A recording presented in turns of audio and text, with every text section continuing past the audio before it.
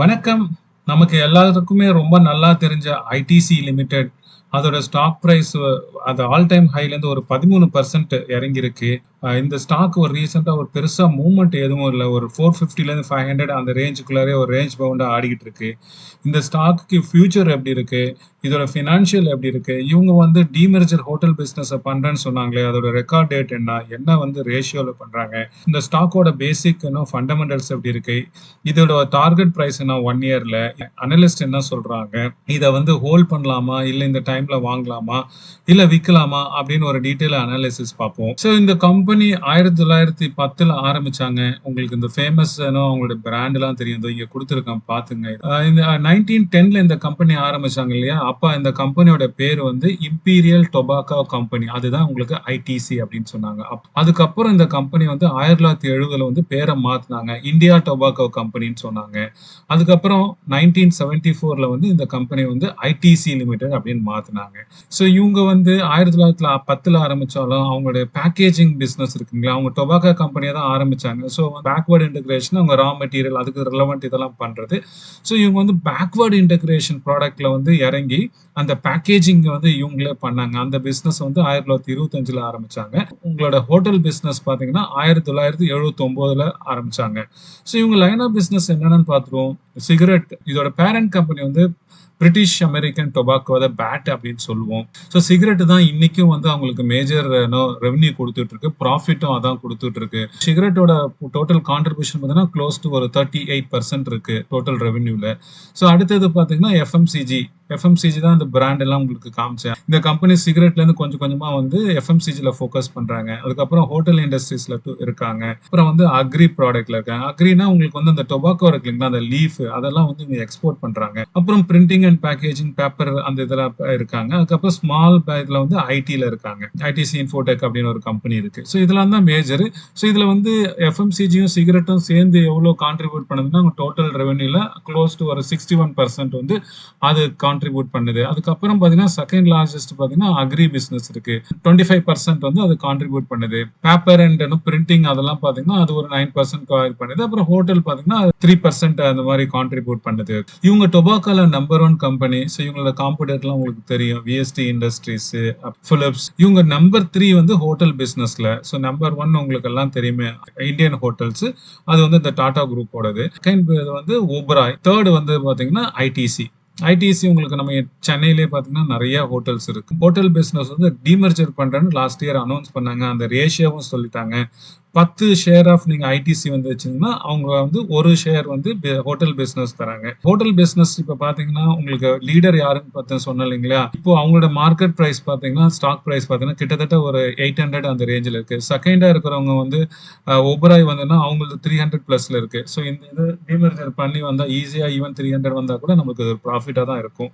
So bonus share வந்து இதுவரை issue பண்ணது வந்து 2005ல இஷ்யூ பண்ணியிருக்காங்க, 2010ல ஒன்று இஷ்யூ பண்ணியிருக்காங்க, 2016ல இஷ்யூ பண்ணியிருக்காங்க.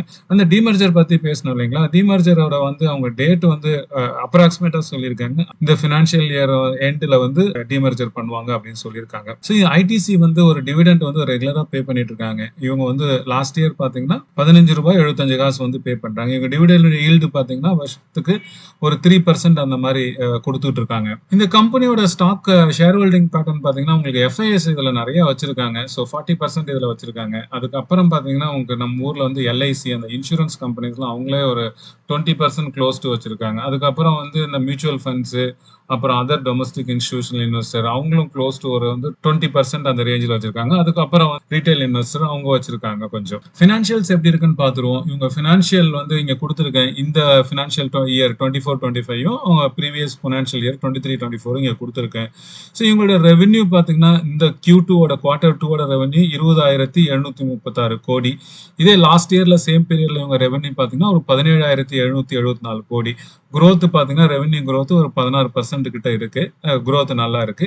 இவங்களோட ப்ராஃபிட் அதே மாதிரி பாத்தீங்கன்னா இந்த Q2ல வந்து 5,054 கோடி.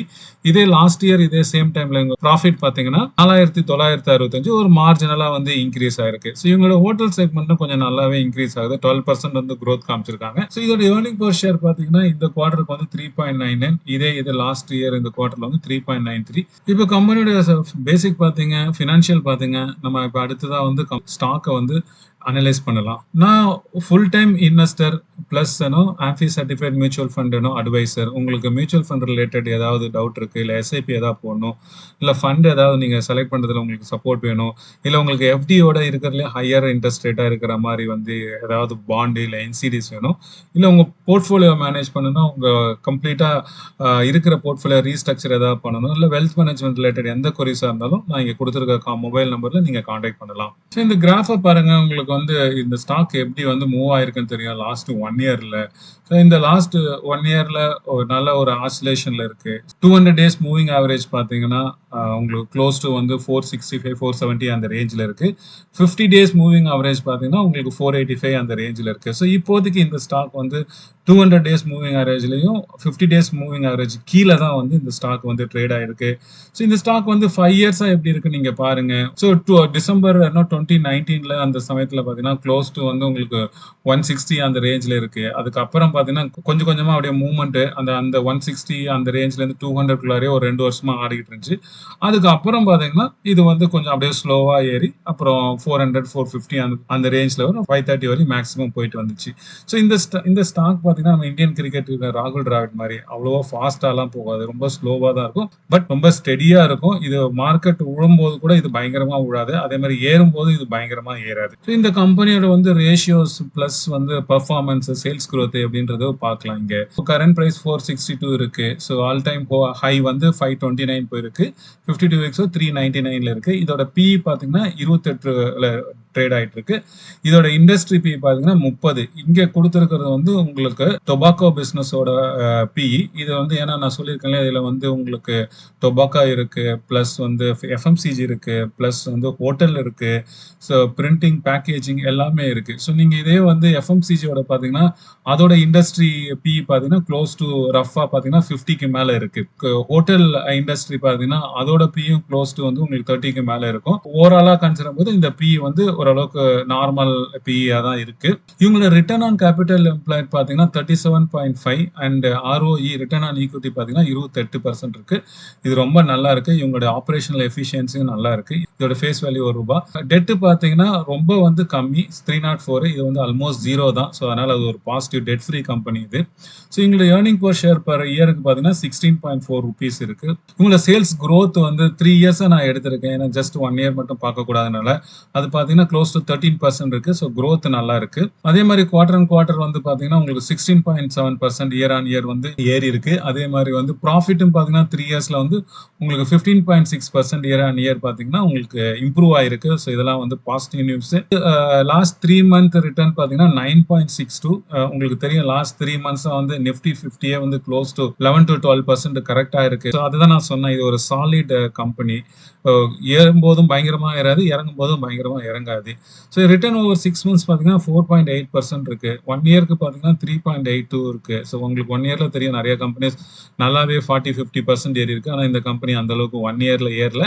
அதுக்கு வேரியஸ் ரீசன் இருக்கு. நடுவில் இவங்களோட வந்து parent company British American tobacco company பாத்தீங்கன்னா இவங்க ஸ்டேக் வந்து வித்தாங்க. ஸோ அதனால மார்க்கெட்ல கொஞ்சம் டர்புலன்ஸ் ஆச்சு, கொஞ்சம் இறங்குச்சு. ஈவன் வந்து 400 அந்த ரேஞ்ச்லாம் போச்சு. அதுக்கப்புறம் திருப்பி வந்து பவுன்ஸ் பேக் ஆச்சு. ஸோ இவங்க 3 இயர்ஸ் ரிட்டர்ன் பாத்தீங்கன்னா 25% கொடுத்துருக்காங்க. 5 இயர்ஸ் ரிட்டர்ன் பாத்தீங்கன்னா 13%. 13% இது ஒரு டீசென்ட் ஒரு ரிட்டர்ன் தான். இவங்களோட ரிலேட்டிவ் ஸ்ட்ரென்த் இண்டெக்ஸ் பாருங்க 25.4. எனிதிங் பிலோ 30 வந்து ரொம்ப வந்து லோ வேல்யூவேஷன்ல இருக்குன்னு அர்த்தம். ஸோ அட்ராக்டிவா இருக்குன்னு அர்த்தம். எனிதிங் அபவ் 70 வந்து ஆர்எஸ்ஐ வந்து ஹைலி ஓவர் வேல்யூடு. இதோட பீட்டா எப்படி இருக்குன்னு பார்ப்போம். இதோட பீட்டா வந்து 0.6. பீட்டா வந்து 1 ஸ்டாண்டர்டு. 1க்கு கீழே இருந்துச்சுன்னா லெஸ் வாலடைல், 1க்கு மேல இருந்துச்சுன்னா மோர் ஹைலி வாலடைல். ஸோ இதுக்கு 1க்கு கீழே 0.6 தான் இருக்கு.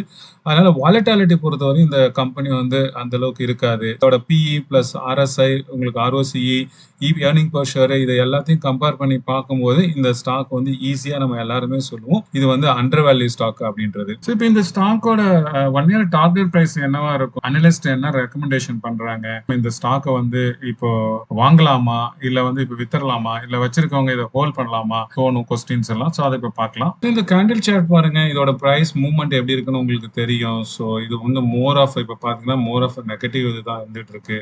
ஸோ நிறைய வந்து கிரீனோட வந்து ரெட் நிறைய இருக்கு. ஸோ இது அரௌண்ட் 450லேருந்து ஒரு 500 அந்த ரேஞ்சில் தான் கொஞ்சம் ரேஞ்ச் பவுண்டாக கொஞ்சம் சுற்றிட்டு இருக்கும்.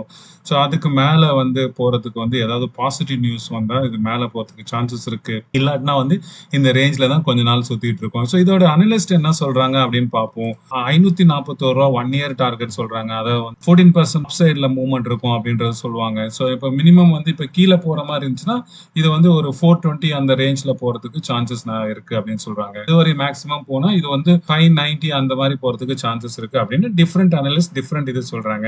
ஸோ எத்தனை அனலிஸ்ட் வந்து இதை ரெக்கமெண்ட் பண்றாங்க, எத்தனை பேர் இதை விற்க சொல்றாங்க அப்படின்னு பார்ப்போம். கிட்டத்தட்ட வந்து ஒரு 37 ரிசர்ச் ஃபார்ம் வந்து இதுக்கு வந்து ரேட்டிங் கொடுத்துருக்காங்க லாஸ்ட் 3 months. 25 ரேட்டிங் கம்பெனி வந்து ஸ்ட்ராங் பை சொல்லியிருக்காங்க. இதுல வந்து பை வந்து பாத்தீங்கன்னா ஒரு 7 ரிசர்ச் ஃபார்ம் வந்து பை சொல்லியிருக்காங்க. ஸோ இது டோட்டலா இதுவே வந்து பாத்தீங்கன்னா ஒரு 32 வருது அவுட் ஆஃப் 37ல. ஒரு 3 கம்பெனிஸ் என்ன சொல்றாங்கன்னா இதை வந்து ஹோல்ட் பண்ண அப்படின்னு சொல்லியிருக்காங்க. ஸோ செல் பண்ணன்னு சொன்னது வந்து ரொம்ப ரொம்ப கம்மி. 1 2 மொத்தம் 2 பேர் தான். அது ஸ்ட்ராங் செல் 1 செல் 1. ஸோ அதனால majority of the people strong buy or hold இதுதான் சொல்லியிருக்காங்க. ஸோ உங்களுக்கு இப்போ ஒரு ஐடியா கிடைச்சிச்சு. லோயஸ்ட் போனா 420 போலாம் அப்படி மேக்ஸிமம். அதுக்கு மேல ஹையஸ்ட் போனா உங்களுக்கு வந்து 595 போலாம். ஸோ நம்ம ஒரு ஆவரேஜா எடுத்துக்கிட்டோம்னா 541 வந்து நம்ம அப்சைட்ல எடுத்துக்கிட்டோம்னா ஒரு 15% வந்து இந்த இதுல நல்லா கொடுக்கறதுக்கு இது சான்சஸ் நிறைய இருக்கு. நம்ம முன்னாடி சொன்ன மாதிரி அந்த ஹோட்டல் பிசினஸ் டிமர்ஜ் பண்ணாங்கன்னா அதுவும் வந்து க்ரோ ஆகிறதுக்கு நல்லா இருக்கு. ஸோ இதை வாங்கணும்னு நினைக்கிறவங்க கொஞ்சம் கொஞ்சமா வாங்குங்க. ஏன்னா மார்க்கெட் இப்போ ஒரு வாலட்டைலா இருக்கு. ஸோ இந்த கம்பெனி ஒரு நல்ல ஒரு ஃபண்டமெண்டலி ஸ்ட்ராங் கம்பெனி. இவங்க இருக்கிற பிசினஸ் செக்மெண்ட் எல்லாமே க்ரோயிங் பிசினஸ் தான். நீங்க சிகரெட்டா இருந்தாலும் கவர்மெண்ட் எவ்வளவுதான் பேன் பண்ணாலும் டாக்ஸ் இன்க்ரீஸ் பண்ணாலும் சிகரெட் கொடுக்கலன்னு குடிச்சிட்டு தான் இருப்பாங்க. அப்புறம் எஃப்எம்சிஜி நல்ல க்ரோயிங் இதுதான். இந்த ஸ்டாக்கை வாங்கணும்னு நினைக்கிறவங்க இன்னும் கொஞ்சம் டீப்பா அனலைஸ் பண்ணி ரிசர்ச் பண்ணி நீங்க முடிவு பண்ணுங்க. தேங்க்யூ ஃபார் வாட்சிங்.